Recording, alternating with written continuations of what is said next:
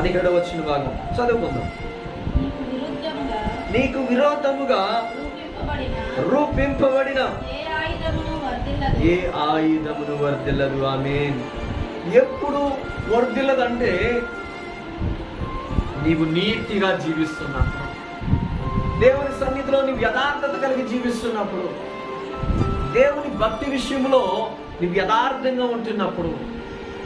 ఎలా ఉండాలంటే కుష్ఠవ్యాధి కలిగిన లాజరు వలె నీతిగా యథార్థంగా జీవించాడు దేవుని కొరకు. చనిపోయిన తర్వాత దేవుని రాజ్యంలో ఉన్నాడు. హల్లెలూయా. కాబట్టి ప్రియమైన దేవుని పిల్లలారా, నీ వ్యాధిలో నువ్వు నీతిగా ఉండాలి, నీ కష్టంలో నువ్వు నీతిగా ఉండాలి, నీ బలహీనంలో నువ్వు నీతిగా ఉండాలి. అన్ని విషయాల్లో కూడా నువ్వు నీతి కలిగి జీవించాలి.